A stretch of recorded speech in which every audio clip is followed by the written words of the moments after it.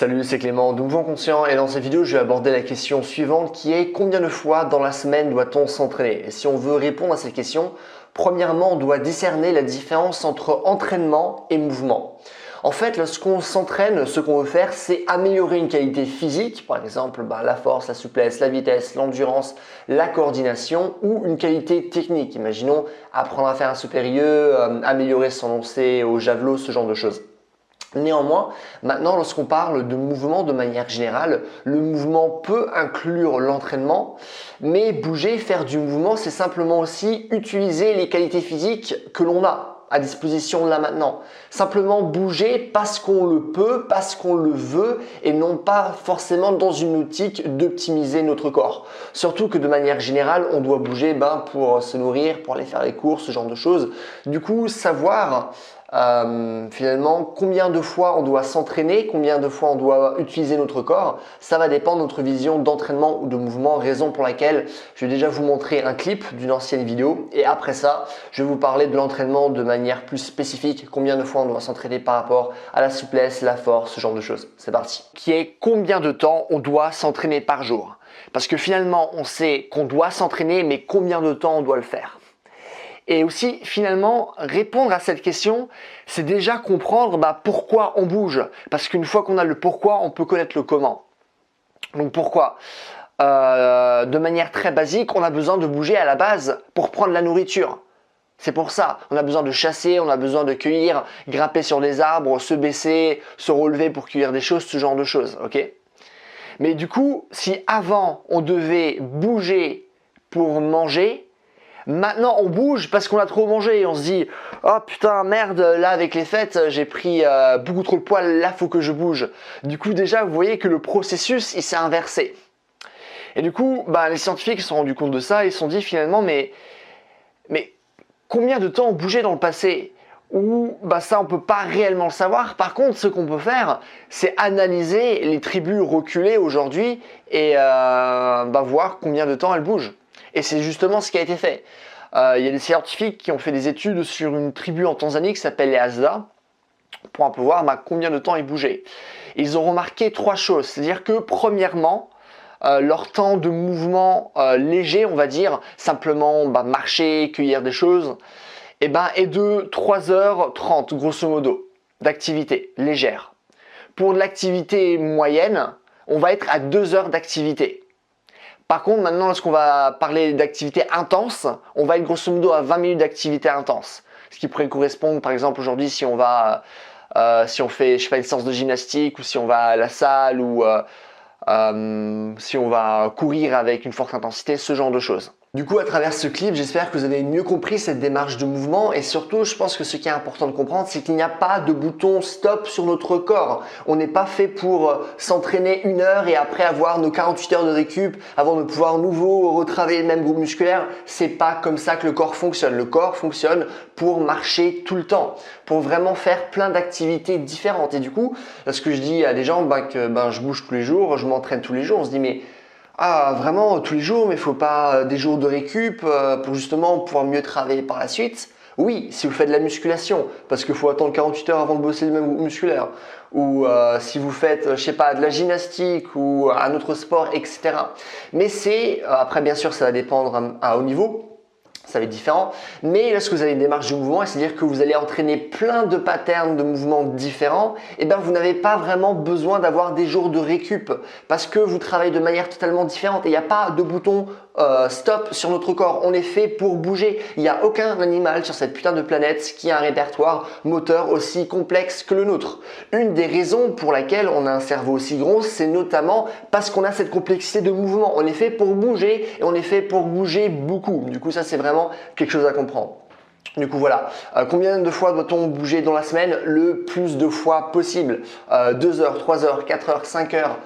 Et il faut aussi, du coup, pour bouger, c'est sortir de la démarche d'entraînement. C'est pas simplement ce que vous allez faire à la salle. C'est pas tiens, je vais faire 1 heure de sport et après les 23 heures les 23 autres heures que j'ai en journée, je vais rien faire. Et après, je vais me dire que je suis sportif juste parce que je fais 1 heure de mouvement dans la journée. C'est n'importe quoi. Du coup, vraiment bouger le plus de fois possible tous les jours lorsqu'on parle de mouvement.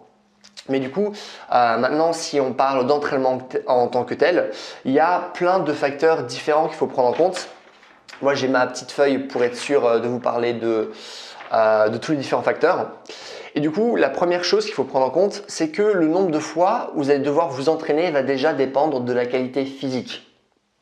Si maintenant on parle de force max, parce qu'il existe différents types de force, il existe la force max, l'endurance force, la puissance, si on parle des trois principaux types, mais du coup si on parle de force max, c'est-à-dire notre capacité à surmonter la plus grande résistance possible. Qu'est-ce que nous disait Tversky, qui est, j'en ai parlé des milliers de fois sur cette chaîne, mais un des plus grands physiologues de l'exercice qui existe, c'est que pour travailler la force max, il faut travailler avec la plus forte intensité possible, avec le plus de volume possible, toujours en étant frais, c'est-à-dire sans accumuler de fatigue.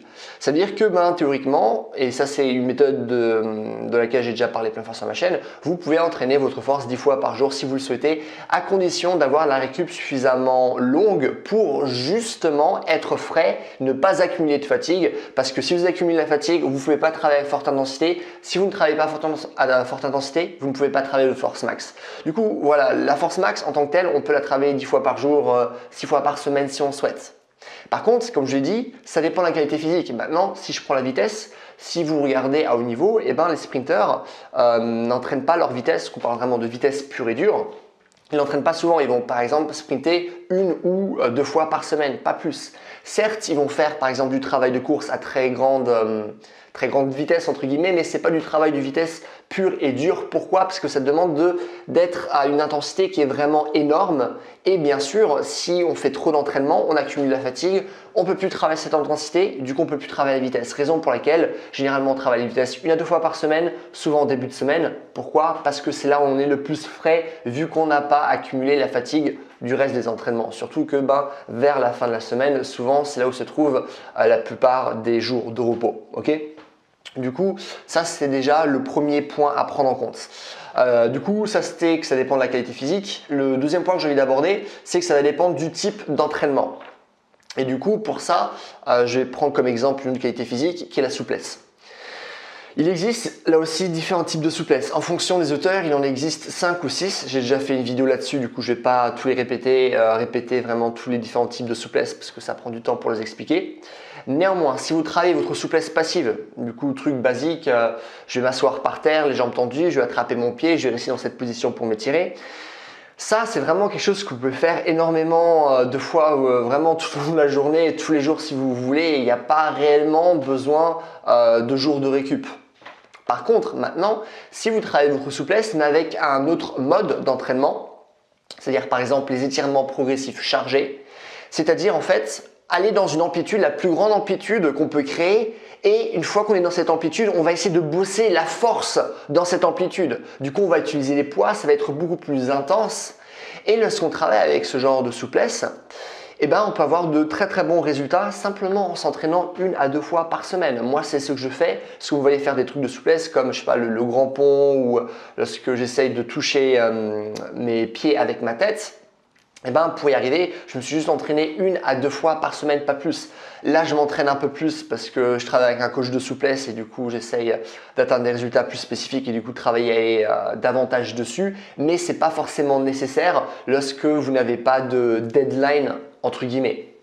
Du coup, ça aussi, c'est quelque chose à prendre en compte. Ça dépend de la qualité physique, mais ça va dépendre aussi de votre mode d'entraînement. Et du coup, souvent, une question qu'on me pose, c'est est-ce que je dois m'étirer avant le sport, après le sport? Est-ce que je peux m'étirer le matin? Est-ce que c'est peut-être mieux de s'étirer le soir? S'étirer, ça veut rien dire parce que pourquoi? Il existe différentes déclinaisons de la souplesse. Du coup, quel type de souplesse vous voulez travailler et quel type de méthode vous utilisez pour travailler ce type de souplesse. Et du coup, en fonction du type de souplesse et de la méthode que vous utilisez, je vais vous donner une réponse différente. Du coup, il n'y a pas de quand je dois m'étirer ou quand je dois faire du sport, quand je dois faire mon travail de force. Tout dépend de votre corps, de la méthode que vous utilisez, de la qualité physique que vous souhaitez travailler. Ok? Ça, c'est le deuxième point. Le troisième point, ça va être la différence entre l'entraînement et le sport. Et là, ça rejoint un peu le tout premier point où je vous avais parlé de mouvement. Parce que si on parle simplement d'entraînement de qualité physique ou technique, on est obligé, l'entraînement c'est toujours quelque chose de très spécifique. Si je fais des tractions, je vais devenir meilleur dans le mouvement des tractions. Si je fais des pompes, je vais devenir meilleur dans le mouvement des pompes. Si je travaille dans cet angle-là en isométrie, les études montrent que je vais devenir fort dans cet angle-là, mais pas trop dans cet angle-là. Du coup, c'est toujours très spécifique.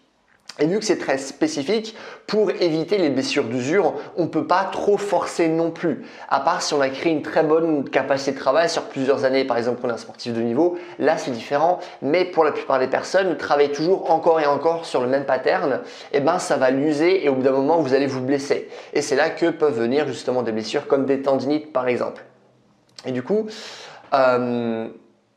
lorsqu'on s'entraîne en tant que tel, ça va limiter finalement le nombre max de séances qu'on peut faire. Par contre, si maintenant on fait un sport, ce qui est différent que simplement s'entraîner, parce qu'il y a beaucoup plus de gens, je pense aujourd'hui, qui s'entraînent entre guillemets plutôt que de faire un sport. Je ne sais pas si vous voyez la différence, du coup peut-être juste faire des tractions, des pompes, aller courir, du coup c'est vraiment tout ce qui est street workout, musculation, course qui sont les sports les plus pratiqués aujourd'hui en France.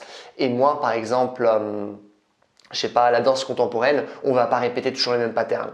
Et du coup, lorsqu'on arrive dans un sport, même si chaque sport est limité par des règles, par exemple en foot, vous n'allez pas prendre la balle à la main, vous n'allez pas commencer à faire des supérieurs, à part si vous êtes Zlatan ou lorsque je parlais de la balle à la main, pas si vous êtes goal par exemple. Mais du coup, là, chaque sport est limité, mais malgré le fait que chaque sport est limité, eh ben, on va comme moins répéter les mêmes mouvements que maintenant si tout ce que vous faites c'est juste courir ou soulever des poids ou soulever votre corps lorsque vous faites du street workout. Ce qui fait que lorsqu'on a un sport, on peut se permettre d'augmenter le volume avec lequel on va travailler. Et là, on peut se permettre justement de travailler tous les jours. Surtout que lorsqu'on s'entraîne pour un sport, il y a certes tout ce qui est entraînement technique, mais aussi tout ce qui est préparation physique. Du coup, là, en l'occurrence, par exemple, soulever des poids, aller courir, soulever son corps, etc. Et du coup, finalement, ça nous permet à la fin de s'entraîner tous les jours, s'entraîner plusieurs fois par jour. Et même dans le cas de la natation, où puisqu'on est dans l'eau, c'est un sport qui est beaucoup moins traumatisant que d'autres sports, ça va nous permettre d'avoir davantage de volume. Du coup, par exemple, il y a des sportifs de niveau qui vont simplement s'entraîner 4 à 5 heures par jour. Si vous êtes un nageur de niveau, vous n'allez pas vous entraîner 4 à 5 heures par jour, vous allez vous entraîner beaucoup plus. Ça se trouve 8, 9, 10 heures dans certains cas. C'est vraiment cruel entre guillemets, c'est vraiment très dur. Grand respect pour les nageurs de niveau. Après, là encore, ça va dépendre dans la discipline dans laquelle ils souhaitent faire leur compétition. Mais du coup, voilà, du coup, ça va dépendre.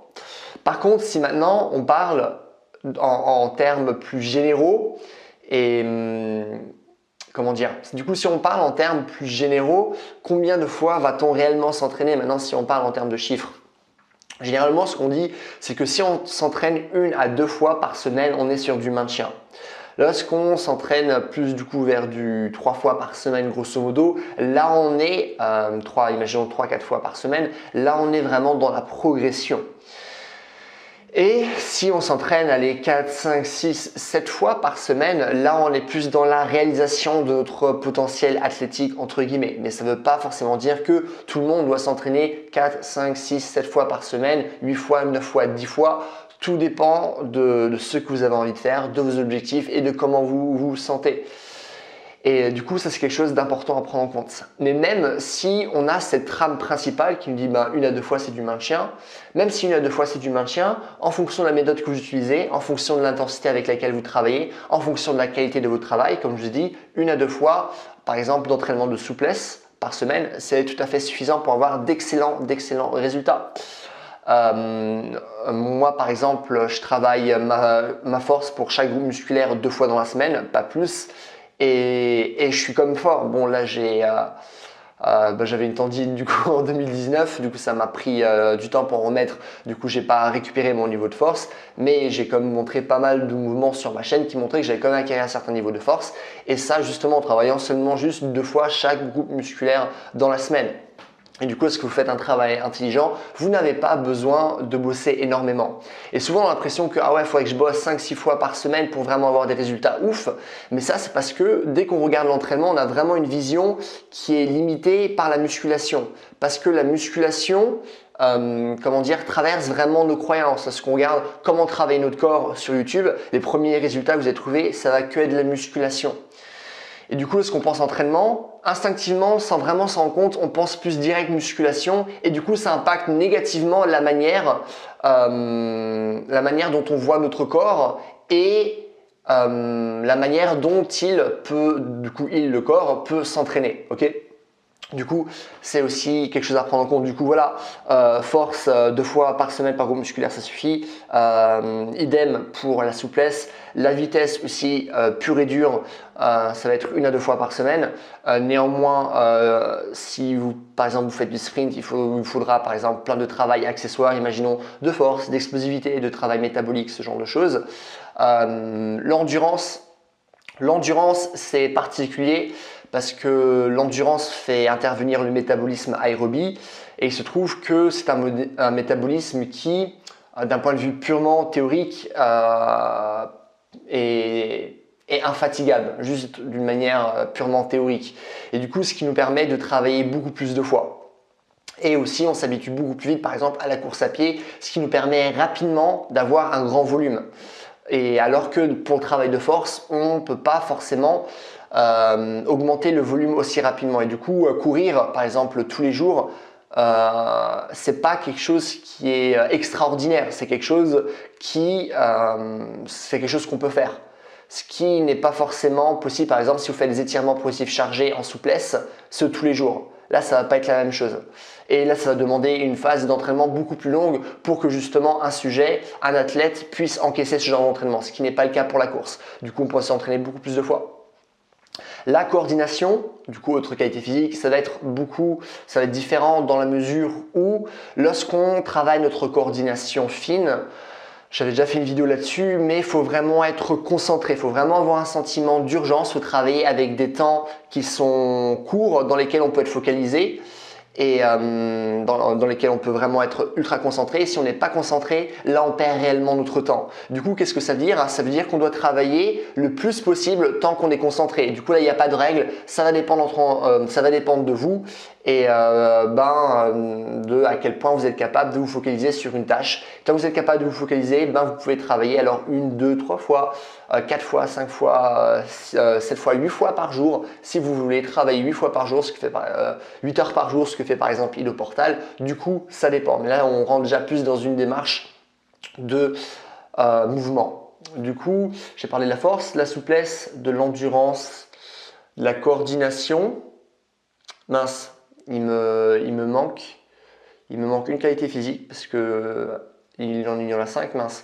Alors force, souplesse, endurance, vitesse, coordination. Non, en fait, j'ai tout dit. Donc voilà un peu ce que vous pouvez mettre en place pour vous entraîner.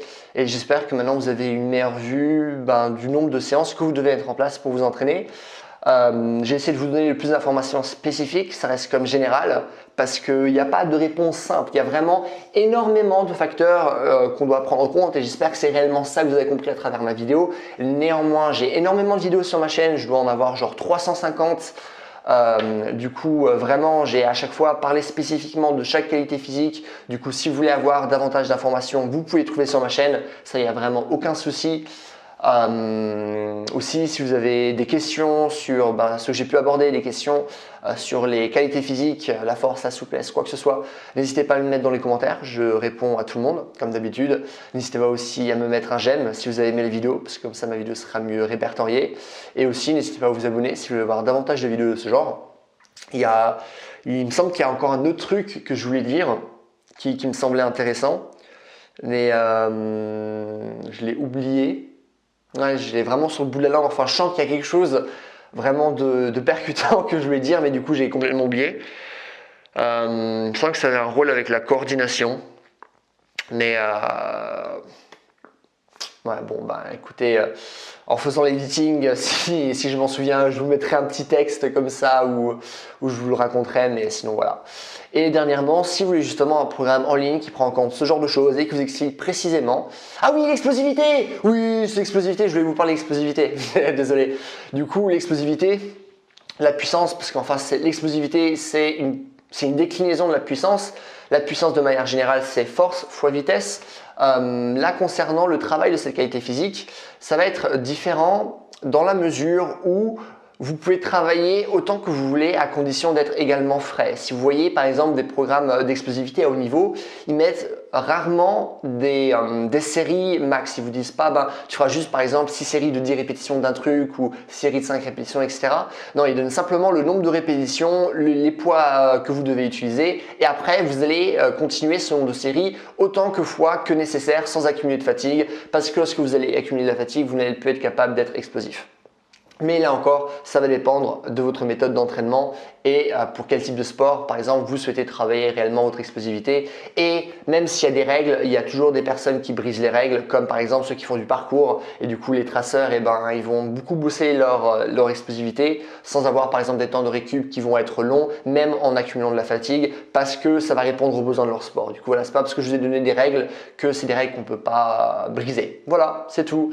Et comme je vous disais, oui, du coup, mon programme en ligne, je parle de toutes ces qualités physiques, je vous les explique précisément comment les développer, je parle du coup de toutes ces qualités physiques, je parle aussi de posture, je parle aussi de blessures, je parle aussi de mouvements de manière générale, comment mieux bouger avec son corps avec différents programmes d'entraînement. Il y a une centaine d'exercices en tout, vraiment c'est très intéressant, premier lien dans la description. Et voilà, passez une journée, bye.